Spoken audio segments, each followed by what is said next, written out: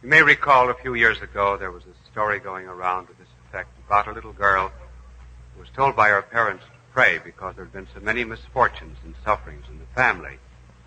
And so the little child prayed and said, "Dear Lord, my brother has the mumps, my sister fell off the bicycle and broke her leg, and my older brother has pneumonia, and Daddy lost his job. So, dear God, please take care of yourself, because if anything happens to you, we'll all be in the soup."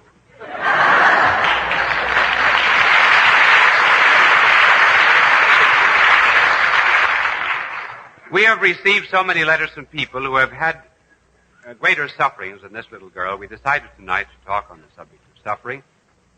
First, on some of the paradoxes of suffering. Secondly, on two ways of meeting pain or suffering. And finally, how to accept it. First of all, the paradoxes. Have you noticed that in our contemporary civilization, there happens to be a coincidence, first of all, of great material prosperity, and at the same time, a tremendous amount of inner and mental discontent. First of all, we do have material prosperity. The per capita income of the United States is around $1,750. In China is $26 a year. But along with that, there's an inner unhappiness. 51% of the hospital beds of the United States are occupied by mental patients. We ought not to have this tragic sense of life with so much prosperity. Why is it? Certainly is not because we're prosperous. It can only be because, to a great extent, we are assuming that all we need to be happy is some external prosperity. In other words, we've made our philosophy a philosophy of having, rather than a philosophy of being. And the reason there is this inner discontent and unhappiness is because man is trying to put the infinite into the finite. This is the mathematical symbol of the infinite. This is the symbol of the finite. And what we're trying to do with our soul and our heart that was made for the infinite of life and truth and love, we are attempting to pull this infinite down into our finite structure with all of its material environment. It simply cannot be done. Rather, what we should do to be happy in the midst of prosperity is to take this finite nature of ours and plunge it into the infinite. As Hans Werfel said, this line of the human and the finite and reason must be crossed somehow or other. And Werfel, continuing, says, it is crossed above by faith, and it is crossed below by insanity. That is the first peculiar paradox of modern suffering. Now, there's a second. And the second has to do with pleasure. Have you ever noticed that we have a greater capacity for pain than we have for pleasure? For example, our pleasures are not always very enduring. For one thing, a pleasure can reach a point where it will give us pain. It can turn into pain. For example, tickling. And then also, have you noticed, too, that pleasure sometimes will go up like this, and then there will be a sudden drop in them. And finally, in order to get identically the same reaction, one must very much increase the stimulus.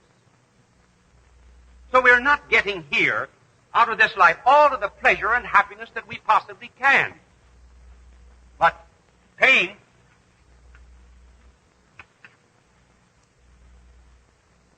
it seems, could very quickly reach an end, and yet somehow it reaches that end that we anticipated, and we still bear it.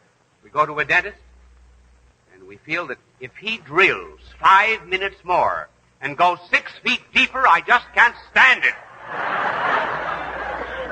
We stand it all right. And then he continues to bore, and we know he's going to hit oil. We stand it.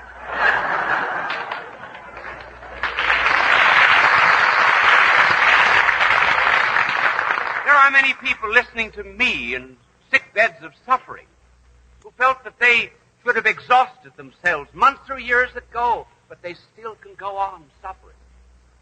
Now, why is this? Why do we have a greater capacity for pain than for pleasure? I think because it was intended by God that all pain here should end. That's why we seem to exhaust it. Because there will come another world when tears will be wiped away.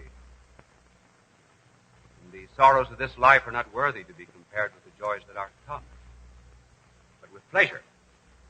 Pleasure and joy, particularly, is not intended to be exhausted here. That comes elsewhere. That happiness is being saved for heaven. And if people understood that, perhaps they would be, less mentally disturbed, and less inclined to go to the psychiatrist, because they've all got skeletons in their closet, and they make no bones about it.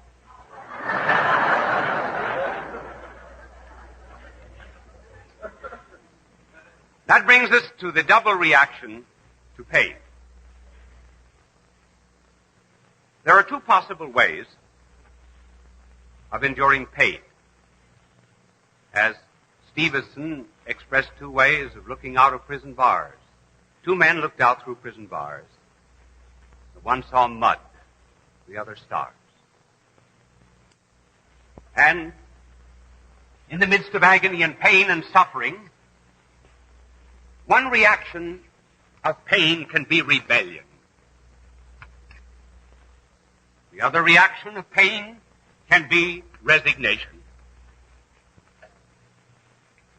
Why this difference? The difference is due to the fact that this person sees no purpose in pain. And when there's no purpose seen, no final destiny, when pain is just as opaque as a curtain, then it's rather natural for the soul to revolt against it. When one can see a purpose in it, see it as a means, see it transparent, and as opening onto something else, then there can be resignation. These two attitudes toward pain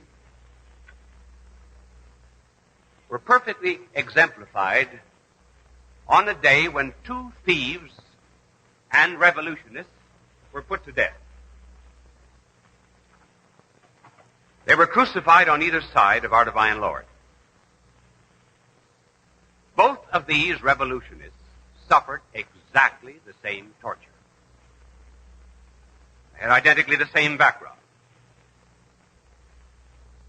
When they each felt the impress of the nail in their hands, when the crucifixion began, they blasphemed. And then when finally they had mounted their crosses,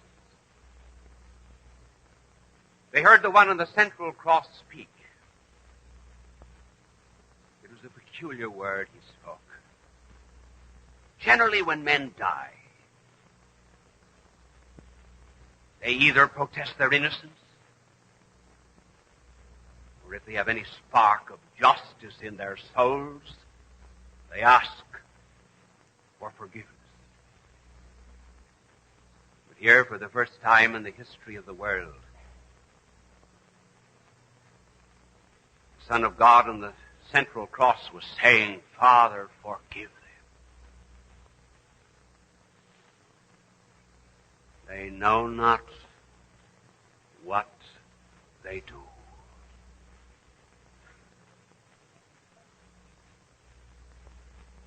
When the thief on the left heard this cry, he suspected that there on that central cross was power. And so he asked the one on the central cross if he had power to take him down. That to him was the sign of omnipotence, to stop that pain and that suffering. Why should he be there? Why did he ask to be taken down? Not to be made better, but simply to go on with the dirty business of thieving.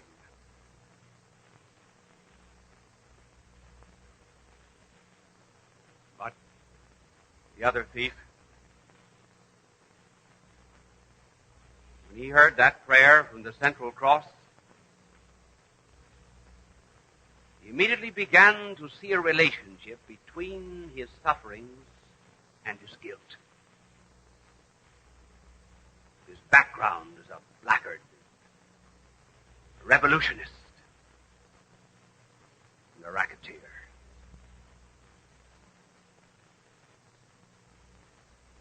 And some sparks from the central cross ignited some inflammable material in his soul. And in the belfry of his conscience, the bell began to toll. He spoke to the brother thief, and he said, "Fear ye not. Fear ye not. We suffer the just reward of our crimes. But this man has done no wrong."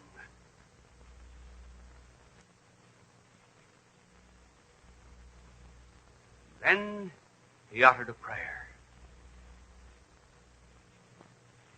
And turning to the divine Savior on the central cross, he said, "Remember me. Remember me when thou shalt come into thy kingdom." Kingdom? This one who apparently was a fellow criminal, this thief looked at the crown of thorns and saw there a royal diadem. The nail was to him a scepter of power and authority. His crucifixion was his installation, his blood was his royal purple. And he asked only to be remembered. And there came back this day thou shalt be with me in paradise.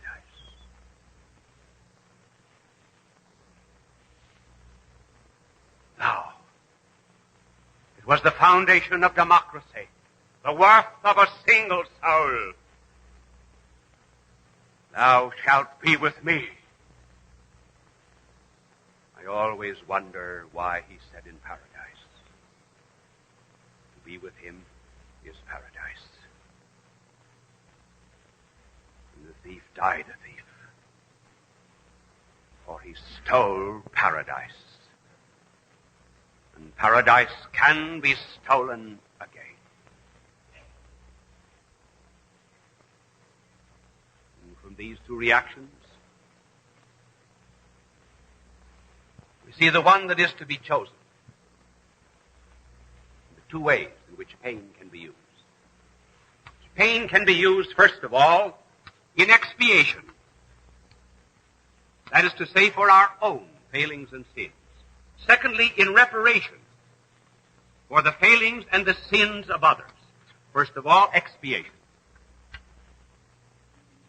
I can remember when I was a boy, about 8 or 9 years of age, my brother and I were playing a ball in the backyard, and we threw a ball accidentally through the neighbor's window. And Mother heard it, and she called us in.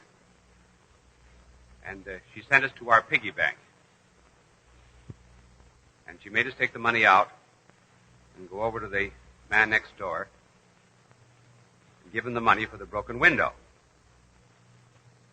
And also ask him to forgive us. Now, why shouldn't we just ask to be forgiven? Well, because we broke a window.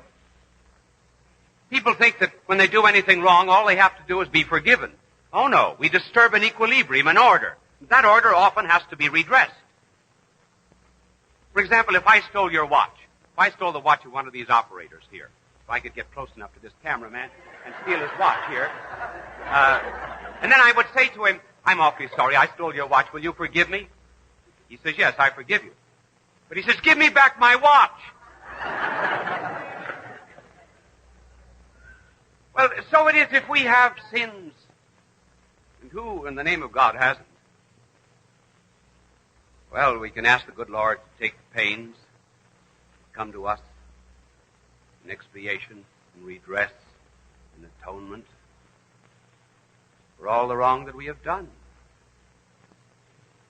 We put down our foot, for example, 3 times in illegitimate, sinful pleasure, and to get back there to do right again, we've got to put our foot down in pain and be like little doggies with our tail in back of us.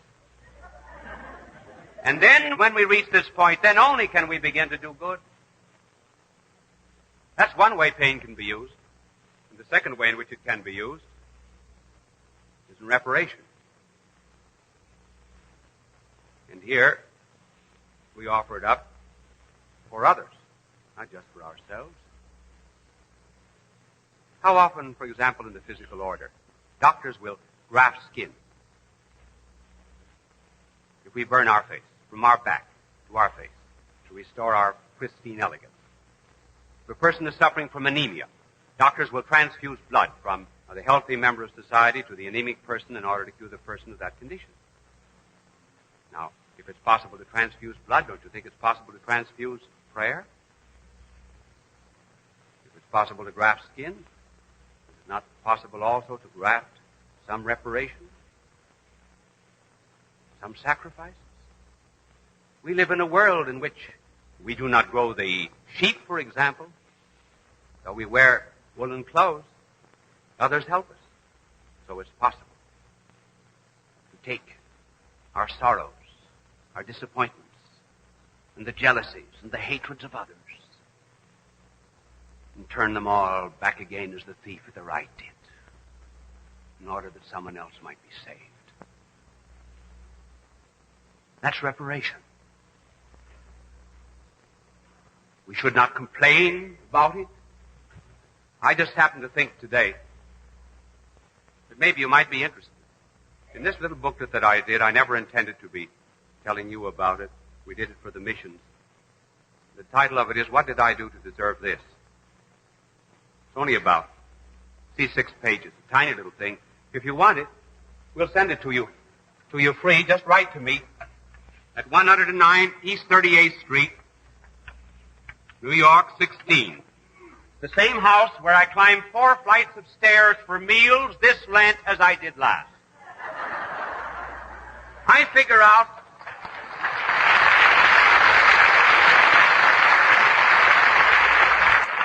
what did I do to deserve that? I figure that I climb about 18 to 20 flights of stairs a day, and then have to climb back. My angel got so tired the other day, he stopped after the 14th time. Anybody want to sell me a new house? An office? Gee, let me know, will you? It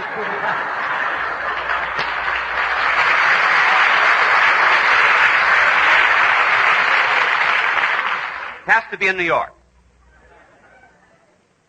Now to come back to the point, why should we offer up our sufferings in expiation or reparation? Simply because we love. Love will not kill pain. But love will diminish it. A mother sits up with her sick child all night long. For her, it's not agony. It's love. There are not any lovers in the world, I mean real, true lovers, who would not willingly take on the pains and the agony of others, if they possibly could. Love in the face of sorrow does not seek isolation. It wants to take on that pain as its own. And why should not love in the face of sin and evil want to do the same thing? The great tragedy of our world is that most people have no one to love.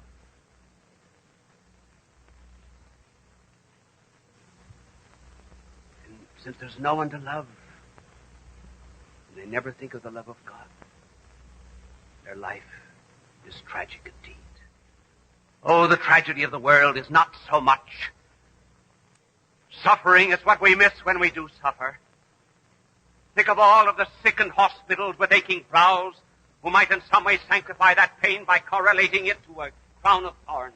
And all the wounded hands that might sacramentalize that agony did they but correlate it in some way with hands that were riven with steel. To all the aching hearts of the world, with all of their worries and anxieties and fears, they would only not allow that pain to go to waste, but offer it up in union with someone whose heart was open to take in all the hearts of the world. Why should we fly from that love? I slipped his fingers. I escaped his feet. I ran in heaps. For him I feared to meet. One day I passed him, fettered on a tree. He turned his head and looked and beckoned me. Neither by speed nor strength could he prevail. Each hand and foot was pinioned by a nail. He could not run, nor clasp me if he tried. But with his eyes, he bade me reach his side. For pity's sake, thought I, I'll set you free.